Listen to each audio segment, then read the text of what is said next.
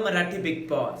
नमस्कार मित्रांनो, मी आहे मुंबईचा मुलगा राहुल भोज आणि तुम्ही बघता तुमचा फेवरेट चॅनल टेली खजाना. चैनल का लाइक करा, शेयर करा आणि सब्सक्राइब करा. चला दोस्तों, बात करते हैं बिग बॉस मराठी सीजन 4 के पहले वीकेंड के वार की. और ये ऐसा वीकेंड का वार था, वीकेंड चढ़ाव ऐसा था जिसे देखकर लिटरली दिल खुश हो गया. मांजरेकर साहब ने एक एक पॉइंट वो उठाए हैं जो कि ऑलरेडी मैंने अपने रिव्यू में उठाया था. चाहे वो प्रसाद को लेकर हो, चाहे वो अक्षय को लेकर हो, अपूर्वा नेगेटिव जा रही है उसको लेकर हो, या रोहित बेहतरीन खेल रहा है उसको लेकर हो. तो दोस्तों चलो बिना किसी रुकावट के शुरुआत करते हैं. सबसे पहले तो अगर आप लोगों ने देखा होगा तो पूरा वीकेंड का वार ऐसा पूरा देख के ही लग गया कि मांजरेकर सर प्रॉपर होमवर्क कर आए हैं. क्योंकि कुछ होस्ट होते हैं जो कि आ जाते हैं कभी कभार और नहीं होमवर्क करते हैं, वो उनके बातचीत में दिख जाता है. जैसे सीजन 2 में मांजरेकर सर जो है थोड़ा बहुत ऐसा लगता था कि शायद उन्होंने नहीं देखा है मुद्दा, शायद वो नहीं समझ पाए हैं या फिर उनकी टीम ने गलत कुछ बता दिया है. लेकिन अभी मैं कहना चाहूँगा कि मांजरेकर सर ने बहुत बहुत बढ़िया सीख लिया है. बहुत अच्छा वो होमवर्क कर आते हैं, फुली प्रिपेयर होकर आते हैं. और मांजरेकर सर ने जो पोल खोली है इन लोगों की कि ये ऑलरेडी होमवर्क कर आए हैं, ये सारे कंटेस्टेंट एकदम से सही बोली है.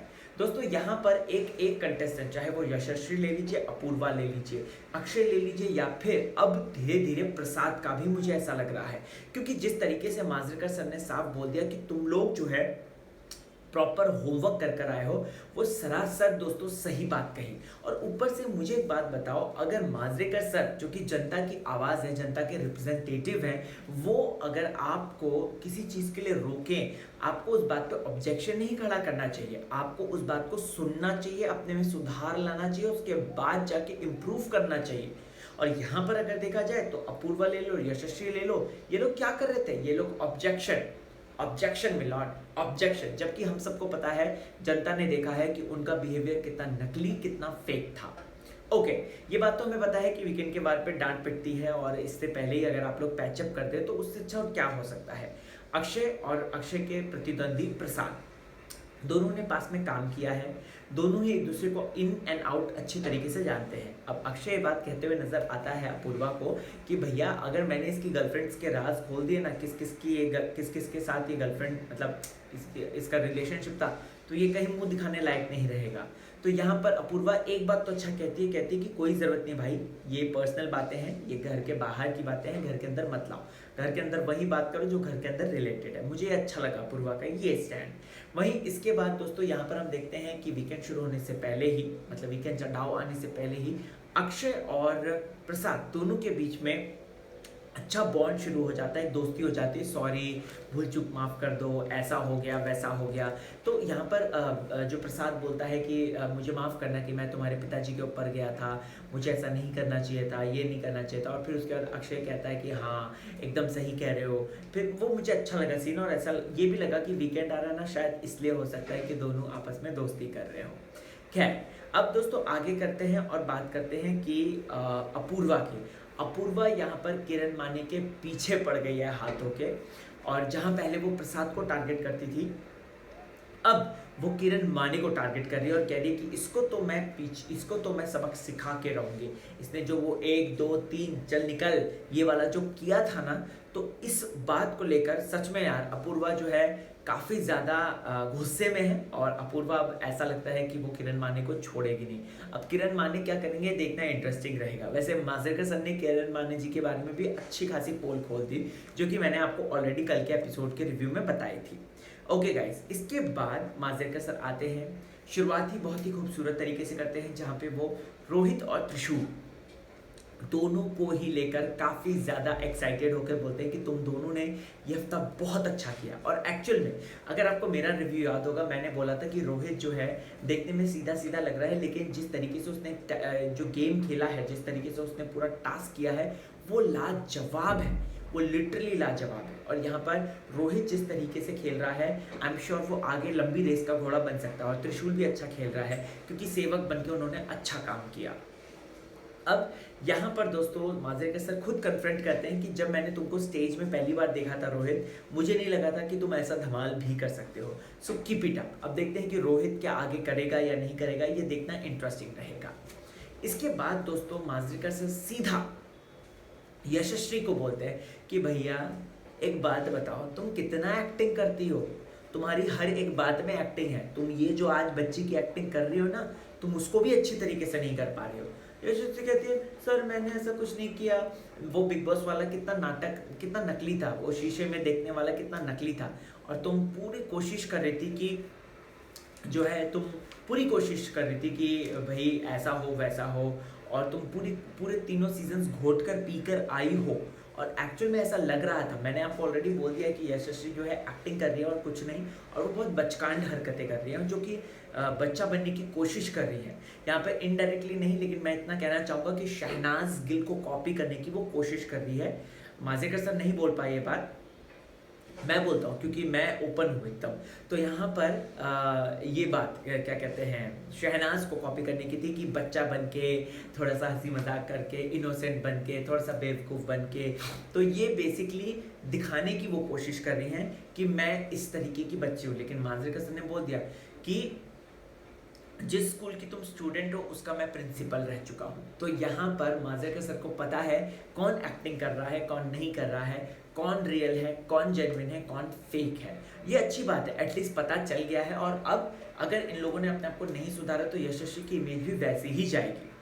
इसके बाद दोस्तों फिर किरण माने की बात आई कि तू जो है किरण माने, तू क्या कर रहा है, तू इधर भी डोल रहा है उधर भी डोल रहा है, तो तूने अपने आप को अलग थलग कर दिया है, क्यों, क्या टारगेट करवाना चाहता है। प्लस जिस तरीके से तूने जो है पिछला हफ्ता पूरा काटा है, ये सचमुच में बेकार था। तूने कुछ नहीं किया है, तू बस किनारे बैठकर विकास सावंत के साथ जो है सिर्फ और सिर्फ बातें कर रहा था और कुछ नहीं किया तूने, ना टास्क ढंग से किया है। सुधार अपने आप को। अब आगे बढ़ते हैं दोस्तों। तो अपूर्वा की क्लास लगी कि तू कितनी एरोगेंट नजर आ रही है। जी हाँ दोस्तों, आपको बता दूं तो अपूर्वा की क्लास लगी जहाँ पे वो जो उन्होंने प्रसाद को बोला था ना कि तू एरोगेंट क्यों बोला, तूने फर्स्ट डे ही कैसे, और हमको लग रहा है कि तुम दोनों पहले ही प्लानिंग कर आए हो कि तुम दोनों झगड़ोगे।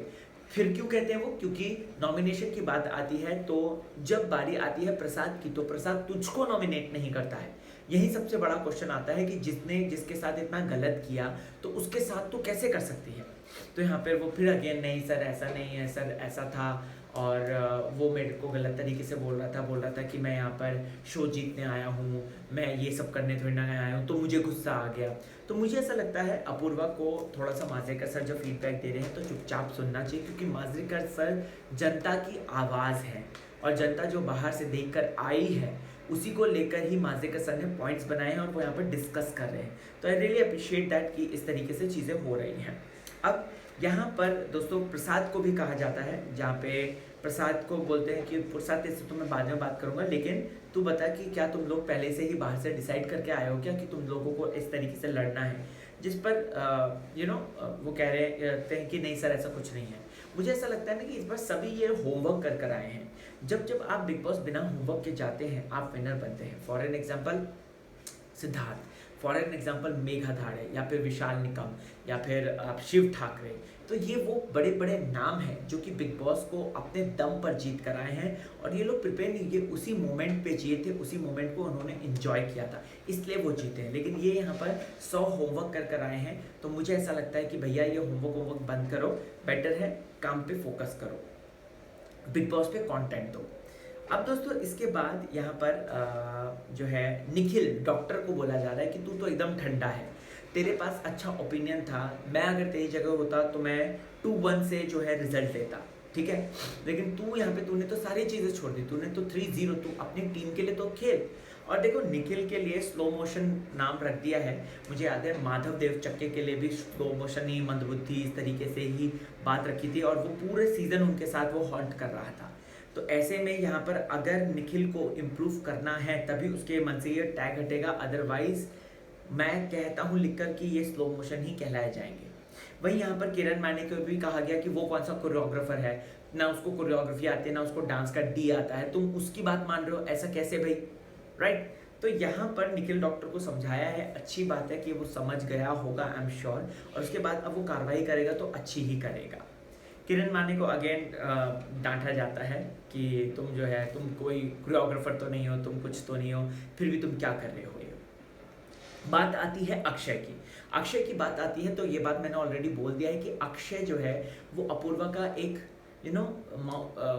माउथ स्पीक लग रहा है, जिससे जहाँ पे जो है अपूर्वा जो वहाँ से डिसीजन बनाती है ये एग्जीक्यूट करता है। और माजेकर सर भी कहते हैं कि वो मल्लिका लग रही है और तो उसका सेवक लग रहा है। फिर उसके बाद यहाँ पर प्रसाद को बोलते हैं कि तेरा कोई स्टैंड नहीं, तो एकदम एकदम जो है घड़ी घड़ी पैचअप करता है, घड़ी घड़ी झगड़े करता है, तो इस पर काम कर। फिर अच्छा है सेवक को के तौर पर मेघा, त्रिशूल, रोहित और प्रसाद, इन लोगों को अप्रिशिएट किया गया और इन्होंने बोला कि यस इट्स ऑल। फिर उसके बाद देखो एक मुद्दा जो आया था प्रसाद वर्सेस ऑल, तो ये सिर्फ मुझे ही नहीं लगा था, ये माजेकर सर जो बाहर बैठे हुए हैं उनको भी लगा था, जिसपे अमृता से वो पूछते हैं और अमृता कहती है सर बिल्कुल ऐसा था और ऐसा हुआ था। तो दोस्तों over and all big boss Marathi जो है अच्छा हुआ, मुझे वीकेंड का बार सही लगा जहाँ पे एग्जैक्ट मुद्दे उठाए गए। काश हिंदी में भी ऐसा हो। आपको क्या है कहना ज़रूर बताएं। तब तक के लिए हसीत रहा, मजेत रहा, टेन्शन देऊ नका आणि टेन्शन घेऊ नका।